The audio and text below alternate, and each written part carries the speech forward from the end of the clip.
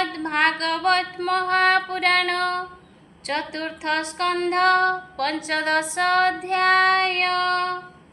बेण बाहुको विप्रे मंथु जात होइले तहु पृथु ताहांक अभिषेक कथा 15 अध्याय वार्ता। मैत्रेय उवाच निर्मल देखि बेण अंग पुणी मंथिले बाहु जुग नारी पुरुष एक मेले जन्मिले वेद मंत्र बळे स्त्री पुरुष देह देखि विष्णुर कला उपलखी आनंद मने मुनि गणे भावे कहन्ति जणे जणे ऋषय उच्चुः देख ए पुरुष कामिनी अशेष भुवन पालिनी देख ए मिथुन लक्षण प्रत्यक्षे लक्ष्मी नारायण बेणर वंश ए रखिब आनंदे भुवन पालिब प्रथित जस कीर्ति जेणु एहार पृथु नाम तेणु ए जे सुंदरी शुभ्रदंती मुक्तार प्राय दंतपंती सकल गुणे भूषित विराजे जैसने आदित्य रूपे अर्चिला पृथु जेणु एहार अर्चि नाम जेणु ए राजा विष्णु वंशे जात सुगुणे लोके विख्यात ए बामा जात रमा रूपे जन्म होइला जन सुखे एहाकु राजे राजा करी ए नारी राणी रूपे बरी मैत्रेय उवाच एते विचारी शुद्ध मने स्तुति करन्ति विप्रजने गंधर्वे गीत नाद कले देवे कुसुम बरसिले आनंदे गीत नाद करी नृत्य करन्ति अपसरी शंख मृदंग तुरी नादे देवे दुंदुभि विष्णु पदे देवता पितृ ऋषि गणे मिलिले हरषित मने शक्रजे पद्मजनि तुले देव समूहे विजे कले देखिले बेण सुत हस्त विष्णुर चक्र चिन्ह युक्त चरणे पंकज लांछन सकले कले अनुमान विष्णुर अंश निश्चय जानी बेगे आनिले तीर्थ पाणी अभिषेकर द्रव्य जेते प्रजाए आनी जे झामते समुद्र पर्वत सरित सर्प विहंग मृग जुथ धरणी आदि पंचभूते जाहार जेय बाउचिते सकळे नाना द्रव्य आनी मुनि आनंदे वेद भणी पृथुको अभिषेक कले मंगल नादे अर्चितुले पृथुको कले महाराजा शुभे विराजे महातेजा कुबेर देखि तो समने देला से सुवर्ण आसने वरुण देला छत्र आनी टेकन्ते बरसई पानी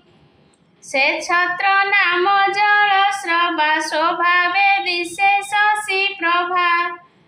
चामर समीरण देला धर्म देवता कीर्तिमाला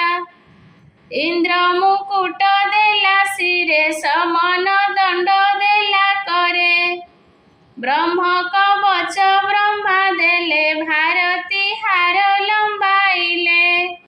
गोविंद चक्र देले करे कमला बसे तार उरे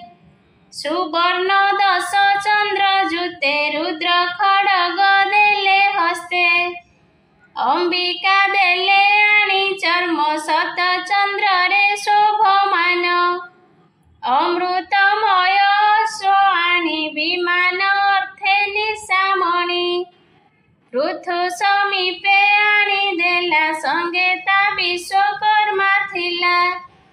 विमान नाना रत्ने साजी तही जोचिला सेही बाजी अनल आनी देला धनु रश्मि नाराच देला भानु बेनी पादुका जोगमयी चरण तले देला मही आकाश देला पुष्पमाळी आकाश चरगणे मिली नृत्य संगीत वाद्य जेते जे अंतर्ध्यान विद्या जुते मिली सकल मुनि गणे आशीष देले जणे जणे समुद्र शंख देला करे जे नादे दश दिग पुरे समुद्र गिरी नदी जेते बाट छाड़िले तार रथे सुतमा गध बंदी मेले पृथुर समीपे मिलिले स्तुति उद्यम तांक जानी मेघ गंभीर मृदु बाणी आनंदे निकटे बसाई पृथु कहंती भाव बही पृथुवाच आहे मागध सुते शुण तुच्छा भविष्य स्तुति भण लोकंक मध्ये मोर गुण अव्यक्त रूपे अछि पुण मोर कर्तव्य कर्म जेते तुम्हे कहिब भविष्यते मिथ्या वचने कार्य नाही मधुर भाषी तुम्हे होई एबे विष्णु को स्तुति कर जहा अटई मोक्ष द्वार हेमंत पृथुर वचन शुणी संतोष प्रजाजन कहई विप्र जगन्नाथ भाषा प्रबंधे भागवत चतुर्थ स्कंधे विष्णु वाणी शुणी संसारुतर प्राणी इति श्रीमद्भागवते महापुराणे पारमहंस्यां संहितायां चतुर्थ स्कंधे पृथुचरितं नाम पंचदश अध्याय षोडश अध्याय षोडशे पृथु स्तुति वाणी मुनिंक बोले भाटे बणी मैत्रेय उवाच शुण विदुर सावधाने सुतमागध त्वस मने मुनिंक मते साधुवाणी पृथुवदन चाहि भणी भोनाथ तोहर महिमा के कही पारे गुण सीमा ताहा के समर्थ वर्णने जेणे ब्रह्मादि बुद्धि भ्रमे तु देव निज माया बळे शरीर बहु एषये बेण शरीरु तुहि जात एकथा जगते विख्यात तथापि तोर गुण जेते भावे कहिबु तो ग्रते तु धर्म ज्ञानी कर सार जे धर्म लोक उपकार अधर्म नासी धर्म पाळु तु नाथ परम दयाळु शरीर बहु काळे काळे स्वधर्म रखु मही तळे सकल भूते समे बसु सविता रूपे तु प्रकाशु हिम ग्रीष्म अष्टमास सविता जेने जल रस सकल स्थानु से हरई बरसा काळे बरसई से रूपे तु कर ग्रहण करी दुर्भिक्षे देबु दान पृथ्वी सम सर्वसहु विकार विकार नहु प्राणीक मध्ये तु करुण आरत दुख निवारण इंद्र देशने छाड़े बारी जन निमंते शस्यकारी तोहर वचन अमृत शुणी निस्तरी बे जगत तोर बदन चारुहास देखते हेब दुख नाश तोहर कर्म व्यक्त नहे फल फलिले जना जाए तोहर चेष्टा अंतराल वरुण प्राय तु गंभीर अनंत महिमा तोहर शेष गुण सागर तु दुरासद दुर्विषह निकटे थाई दूर प्राय जंतुक अंतर बाहर जाणु तु हेले पेशीचार अध्यक्ष होई उदासीन शरीरे जेसने पवन अदोषी जन तु न दंडु पुत्र हेले हे दोषी दंडु अप्रतिहत चक्र तोर तेजे जेसने दिवाकर तोहर आत्मा विचेष्टित लोकरंजन ए जगत जे राजा प्रजा मनोरंजे राज्य संपद सुखे भुंजे सत्य संध तु दृढ़ व्रत वृद्ध सेवक विप्र भक्त शरण सर्व प्राणीकर दीन वत्सल दुख हर पर रमणी मातृप्राय निज कामिनी अर्धकाय प्रजांकु पुत्र प्राय चिते विप्रंकु सेवा चार नित्ये प्राणी विषये आत्मा प्राय दया बसई जार देहे सुहृद आनंद वर्धन विमुक्त संग संगे ध्यान असाधु गणे दंडधर स्वभावे शरण सोदर निर्गुण भगवान तुही कुटस्थ आत्मा कला बही जेते अविद्या विरचित नाना भावरे से प्रतीत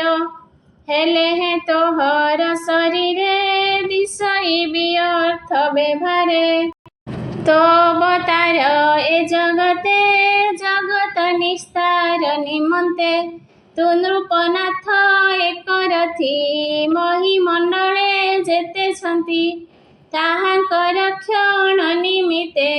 उदयगिरी परिजन्ते भ्रमिबुरथे धनुधरी दिग समूह वनगिरी दक्षिणावर्ते सावधाने शून्य आदित्य रथ जेने जे लोकपाल राजा गणे बळी हरिबे जेझा स्थाने गाइबे तोर जस गुण खटिबे तोर चरण इंद्रर प्राय सरे गिरी छेदी पृथ्वी समकरी मेदिनी स्तनु पय दुही प्राणी की प्राण वृत्ति देई क्षीर अखिल वसुंधरी पाळिब एनु पकेशरी मृगेन्द्र जेन्हे लांज तोळी विक्रमी चरे महाबली तेन्हे तु धनुर टंकारे विक्रमी बसन्ते रथरे देखि सकल शत्रुगणे भये पशिबे घोर बने मृग जेसने सिंह देखि पଳାନ୍ତି विपिन उपेक्षी करिबु अश्वमेध सत त्रिदिवे जेन्हे सुरनाथ शेष यज्ञ रे अश्वतर हरिबे स्वयं पुरंदर स्वभग अन्ते गंगा जले सनत कुमारंक मेले भक्ति करी विष्णु पादे अन्ते पशिबु निज पदे तोर चरित इहलोके प्राणीये विस्तारिबे मुखे हे पृथु पराक्रम तोर देव मानवे अगोचर तोर महिमा कने शुणी तरिबे भव जळु प्राणी सुजने शुण शुद्ध चिते भाषा प्रबंधे भागवते कहई विप्र जगन्नाथ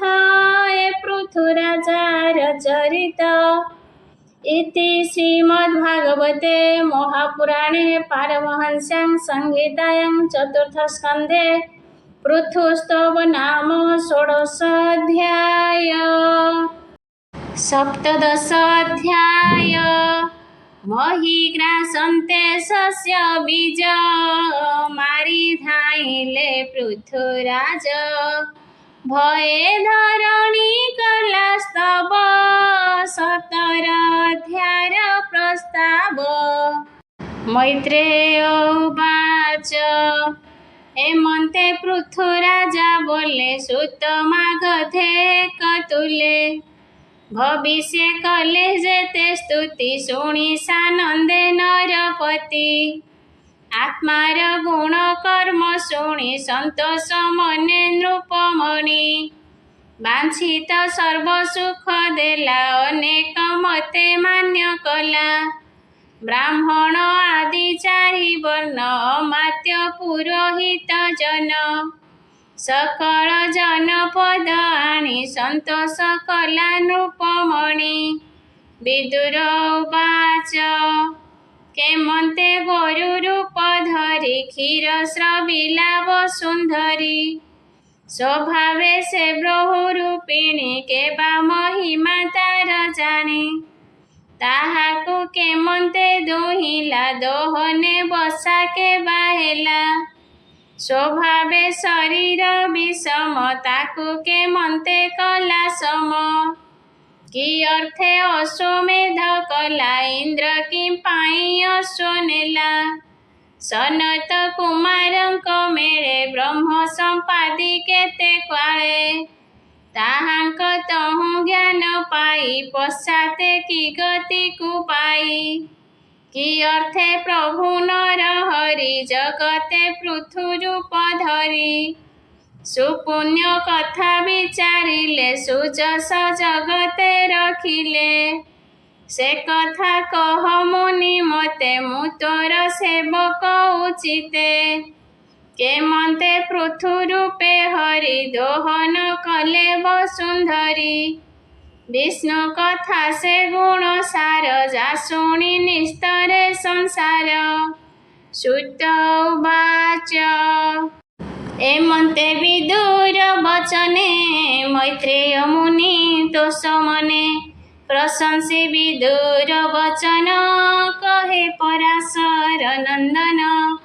मैत्रेय उवाच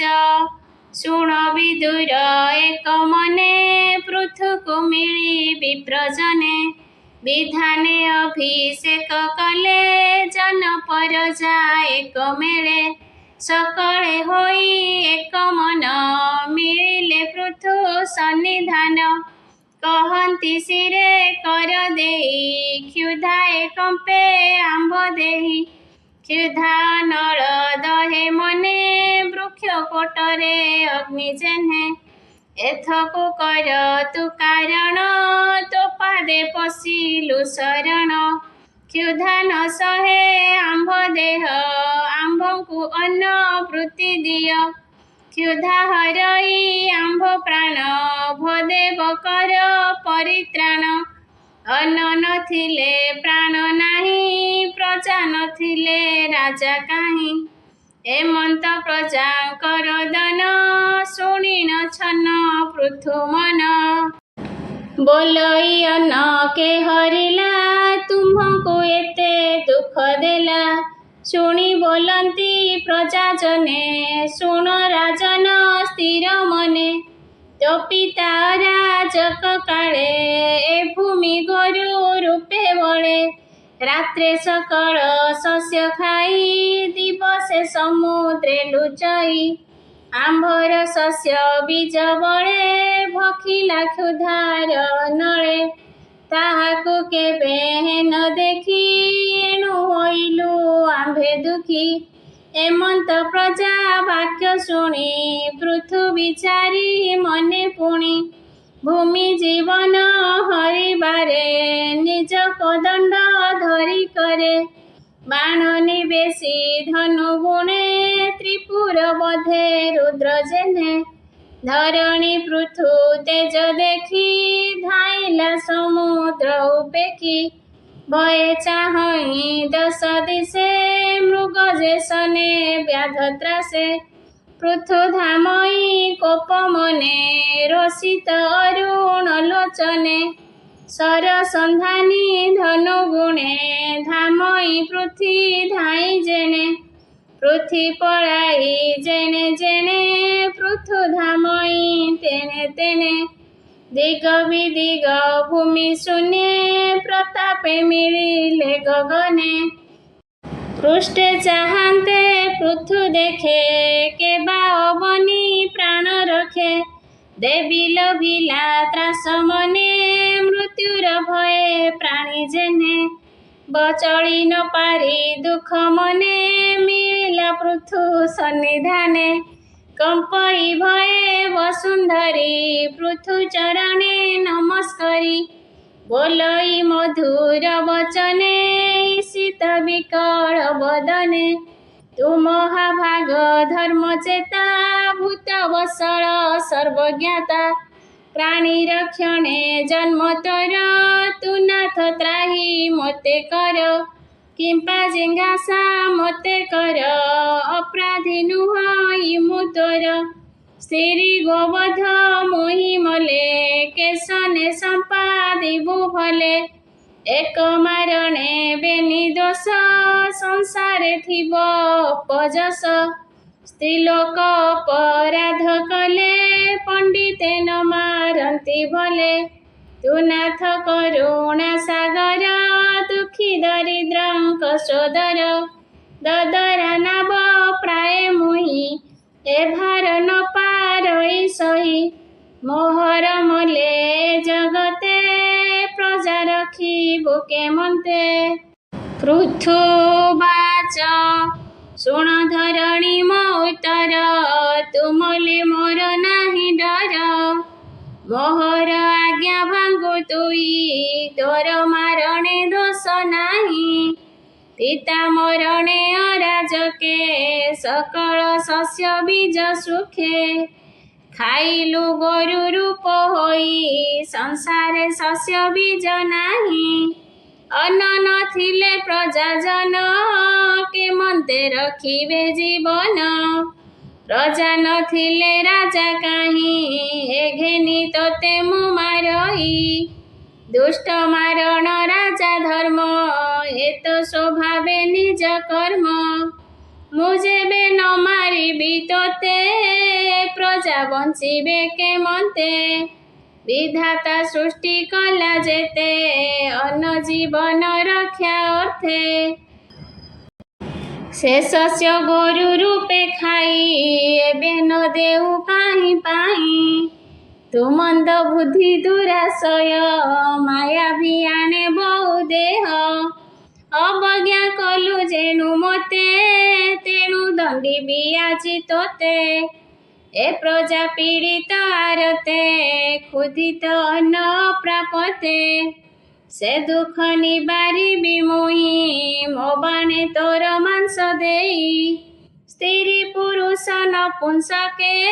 ପୀଡ଼ିତ ଯାହାର ତହୁଁ ଲୋକେ ତାହାକୁ ରାଜା ନ ଦଣ୍ଡିଲେ ସେ କିସ ରାଜା ଏ ସଂସାରେ ତାର ମାରଣେ ଦୋଷ ନାହିଁ ସଂସାରେ ଧର୍ମ କଥା ଏହି ତୁ ମାୟା ଗୋରୁ ରୂପ ବହି ସକଳ ଶସ୍ୟ ବୀଜ ଖାଇ ଅବଜ୍ଞା କଲୁ ଯେବେ ମୋତେ ନିଶ୍ଚେ ଦଣ୍ଡିବି ଆଜ ତୋତେ ତୋର ଶରୀର ତୀକ୍ଷ୍ମ ବାଣେ କାଟିବି ତୀର ପରିମାଣେ ବାଣେ ତୋହର ପ୍ରାଣ ହରି ମୁଁ ଆତ୍ମଯୋଗ ବଳେ କରି ବିସ୍ତାରି ମୋହର ଶରୀରେ ପ୍ରଜା ରଖିବି ନିର୍ଭରେ ମୈତ୍ରେୟ ଉବାଚ ଏମନ୍ତେ କହୁ ମହାକୋପେ ପୃଥିବୀ ମିଳିଲା ସମୀପେ ଏମନ୍ତ ପୃଥୁ ରୂପ ଚାହିଁ ଭୟେ କମ୍ପଇ ତାର ଦେହି ପୃଥୁ ଚରଣେ ଶିର ଦେଇ ବୋଲଇ ଅଶ୍ରୁମୁଖୀ ହୋଇ ଧରଣୀ ଉବାଚ ନମସ୍ତେ ପରମ ପୁରୁଷ ଗୁଣ ପ୍ରକାଶେ ତୋର ଦୃଶ୍ୟ ନିଜ ମାୟାରେ ଛନ୍ନ ହୋଇ ସଂସାର ହିତେ ବହୁ ଦେହି ସ୍ୱରୂପେ ଅନୁଭବ ବୃତ୍ତି ଦ୍ରବ୍ୟକାରକ କ୍ରିୟା ରୀତି ସକଳ କରୁ ମାୟା ଭ୍ରମେ ଉର୍ମି ଯେ ସନେ ଜଳ ଗ୍ରାମେ ମାୟା ରଚନା ମତେ କରି ବିହରୁ ଆତ୍ମା ରୂପ ଧରି ସର୍ଜି ପାଳିନ କରୁ ଅନ୍ତ ଯେ ସ୍ୱୟଂ ପ୍ରକାଶେ ଜଗତ ସେ ମତେ ମାରିବାର ସଧେ ଧାମଇ उद्यत आयुधे केबार क्षणे अछि मोर तू नाथ न करु विचार तू निज माया तर्क बळे जन्तुଙ୍କୁ सर्जु एसयळे तू नाथ धर्मंकर गुरु किंपा न बुझी मते मारु अनन पाई प्रजा जेबे तोते कहिले अनुभवे तू नाथ जगत ईश्वर ए तोते नहे अगोचर तू नाथ पद्म कल्प अन्ते शुकर रूपे तोळी दन्ते मते स्थापिलु जनईते बेसंहारी बुके मन्ते जे जन प्रतिपाली थाई से तारे बधन बांछई मोहर प्राय जेउ जन ईश्वर माया रे मोहन तुम्भर चेष्टा न जानई बाळुत प्राय भ्रमई हे वीर तुम्भे जसस्कर तुमको मोर नमस्कार कहिली तोर जेबे इच्छा भोनाथ कर प्राण रक्षा पृथ्वी पृथुर संवाद शुणन्ते खण्डई प्रमाद बोलई विप्र जगन्नाथ सुजन हिते भागवत इति श्रीमद्भागवते महापुराणे पारमहंस्यां संहितायां चतुर्थस्कन्धे पृथुविजये धरित्री निग्रह नाम सप्तदश अध्याय गोविंद हरे गोपाल हरे नटनागर कान्हा श्याम हरे गोविंद हरे गोपाल हरे नटनागर कान्हा श्याम हरे।